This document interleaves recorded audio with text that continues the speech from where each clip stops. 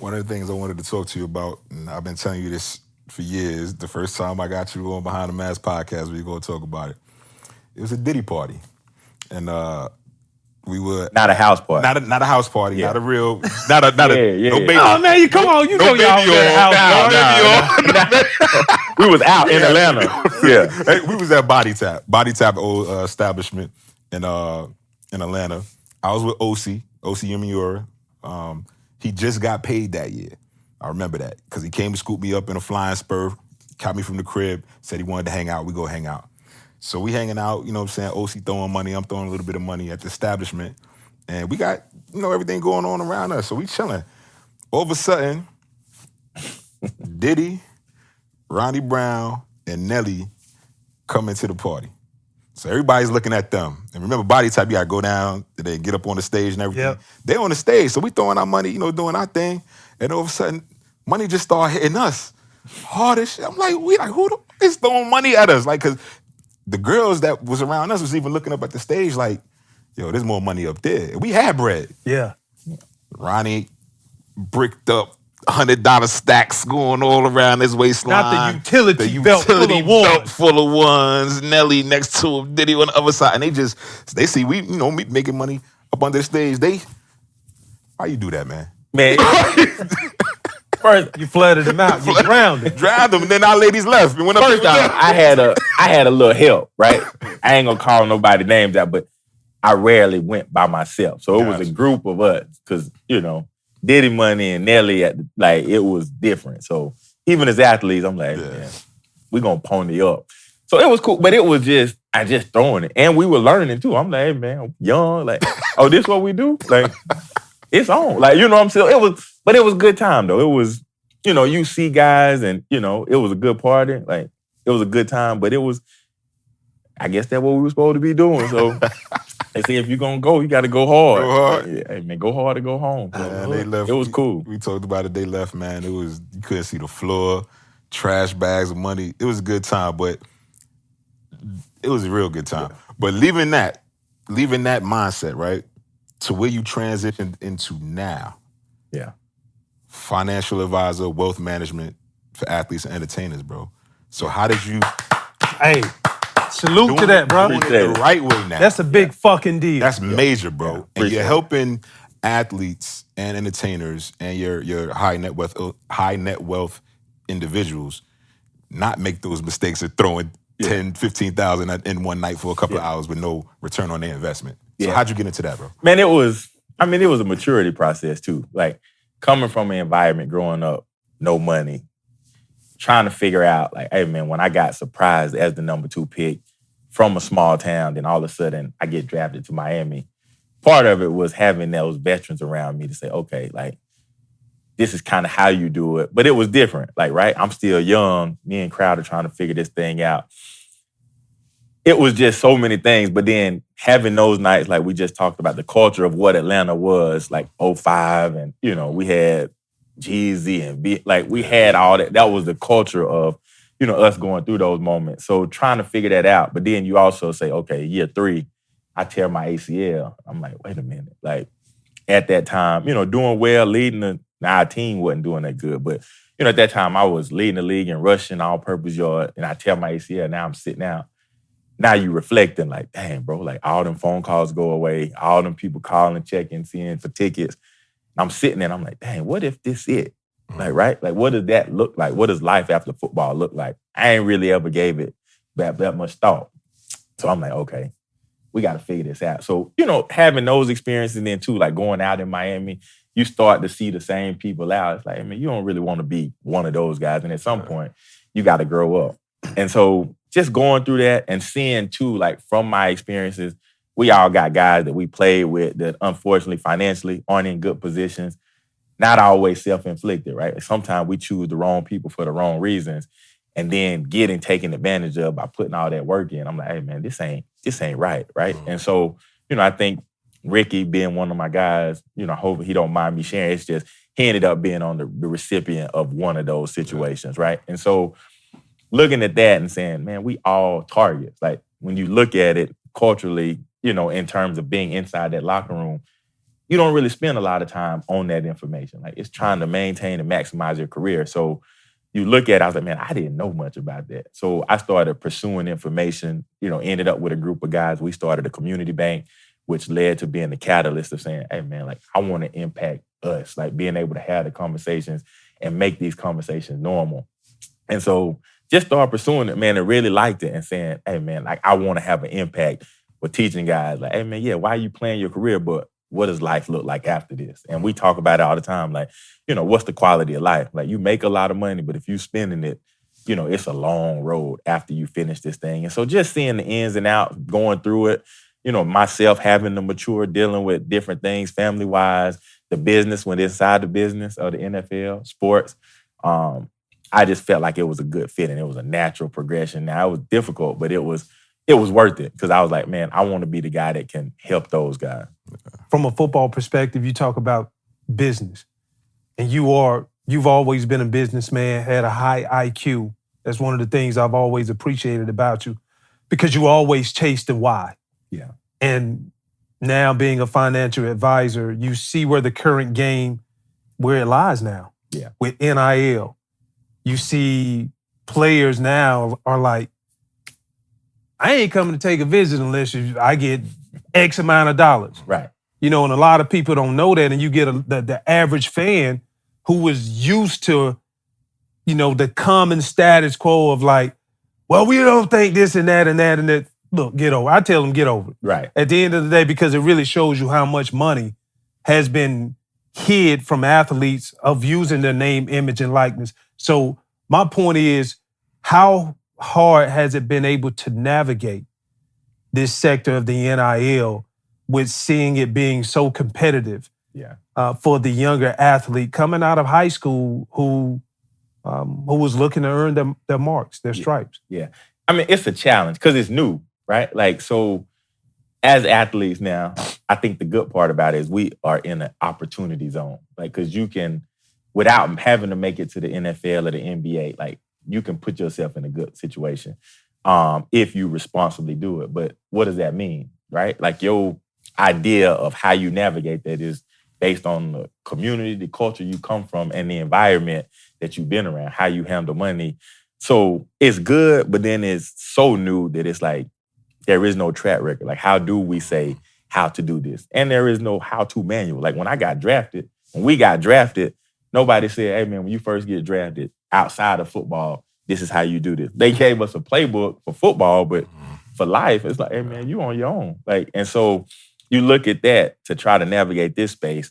A lot of these guys just don't know how. They never been in these situations. Like, one of the things that I think is prevalent, and I say that I'm not a tax advisor, I'm not a tax professional, but from an educational standpoint, like, who do I go to? My mom never paid tax. We never had enough money to where, now maybe they filed taxes. I never had them conversations with them. So now you got 16, 17, 18-year-olds having to pay taxes. And so what does that look like? Oh, well, now you also need to be financially responsible. How outside of that? I never had a budget. I never had any excess money. How do I start doing a budget? And so it's so many things that people tell you what to do. They just don't tell you how to do it. It's like, oh, man, you need to do this. Okay, how? Where do I start? And so, and unfortunately, because it's an opportunity, it's so many bad people giving that guidance. And it's an opportunity because it's a lot of money with little education and little preparation. So it's like, you don't know, how do I decipher good information from bad information? This a good dude versus a bad dude. Like, I don't know. So it's like trying to navigate that in so many realms. Yeah, you talk about good dude versus bad dude. And when you walk into these homes, depending on what's your culturally, like your background from a culture standpoint, that makes you more prone to receive what's right in front of you. How difficult has it been for you when you go and you talk to some kids who look like you, the black kids, and they'll be open to receiving you, but then also it's like the gift and the curse. Yeah. Like, it's sad to say, but us as black folks at times, we'll look at each other and just be like, I don't know. Yeah. I know he handle money. Watch for the hook. Watch for the hook. Yeah. When clearly you got somebody over here who got a proven track record of ripping people off. Yeah.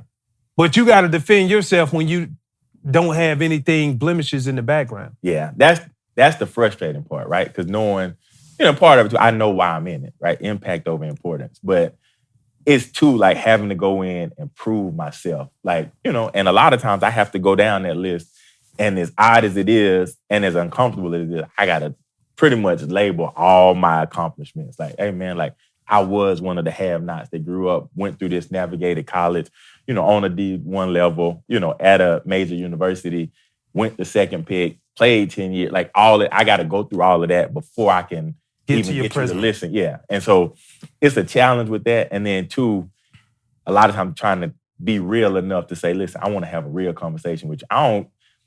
As a sports person, I'm not a sports person, right? Like, I love sports and the opportunity that came, that we got out of it, but I'm more interested in what you look like after this over with, right? And so trying to explain that without being too real and saying, okay, I ain't trying to, discourage you, but also the reality of this business too, you got to understand that it's business behind it, right? It's a lot of money to be made, but either you understand and learn how to do business or you end up becoming somebody else's business. And so trying to figure out like, hey man, how do I tell you enough without telling you too much for you to be like, man, I'm gonna go with this guy because he ain't telling me how to be responsible. And it's just the reality. And so trying to figure out how do you have them nights that we had, but also make sure that when you're on the other side of this thing, like Marshawn Lynch say, that you comfortable mentally, physically, and financially. How important is it though?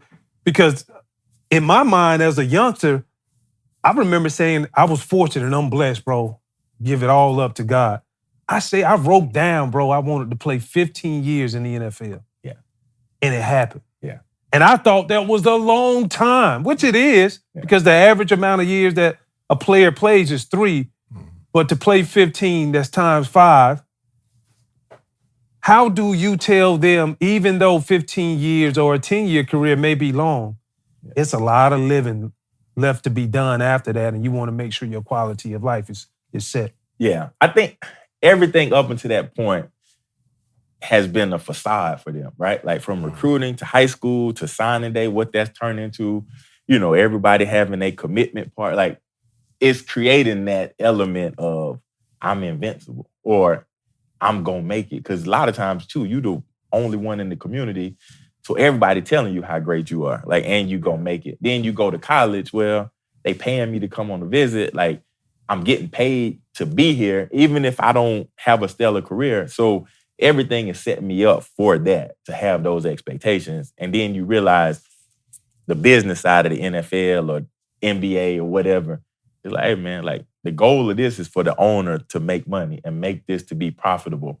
And if you aren't a part of that plan, then there's a million people waiting to take your position. So trying to teach the element of sports where we trying to make a career, but they trying to make money. So how do those two meet? Well, you got to figure it out. So if you alone the plan and you helping that, then you'll be around for a long time. So it's, how do I have that conversation? And so it's different because depending on where somebody is and they want to hear the information, it gets harder and harder depending on how bad it's been up until that point. Mm-hmm. And, what's their idea of, man, I'm going to make it. Like, and you got to have a sense of that to make it, but then not to rain on that parade, but then to say, okay, the reality of it is, it's still only 1% of us that get this opportunity. Facts. Right? And so now, I believe that one of the only things worse than never having money is having it and having to go back. Well, now you got some of these cats that they getting a nice amount of money in college, but if they aren't a part of that next group to go on, what happens? You go back to,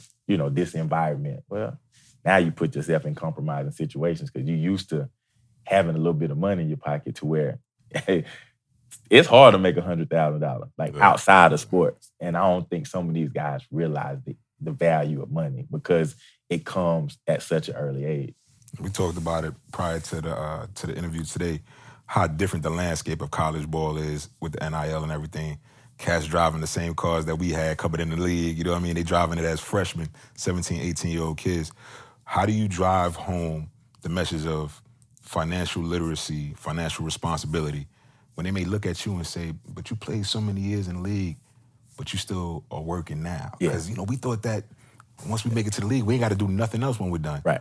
It's not the reality, though. Yeah. I think that's what does it mean to be rich versus what does it mean to be wealthy, right? Like all the people I know with a lot of money, most of them got something going. They making money, right? But I think even culturally, like inside those locker rooms, you feel like you shouldn't do anything after this. Like, right, even the guys, the quarterbacks that usually have successful careers, well, they go on to be, broadcasters and they make a lot more, almost just as much as they did when they was playing. And so understanding what does that look like, right? I retired at 32 years old. Well, what can I do? I can't just not do nothing forever, right? Because you get bored, you get tired of not doing shit. Right. And so, and everything you do, it started to cost money. Whether you're traveling, you buying stuff, like it's only so much stuff you can do. And so trying to say, look, that's what money does. It gives you power over your time. You get to pick and choose what you want to do when you want to do it. Well, the more you got when you finish, the more you get a chance to do those things. But what does that mean, right? Like, and so to be educated on that, it says, okay, what's your standard of quality of life that you're looking for? Like, is that something that's sustainable? Right now, if you only got $5 million, but you spending $500,000 a year, well, that timeline is gonna be short, right? And so looking at that, and so just trying to get guys to understand the bare basics of, let me equip you with the information, let me educate you, then we can empower you to make educated decisions. Well, that's how it goes, and then we figure out, like, what do I have to do? Because you don't want to be in a situation where you got guys just been spending their money, now they stuck trying to hang on and try to make the career longer because they scared of what's next. So, you got to choose your hard. Either it's hard now, it's going to be hard later.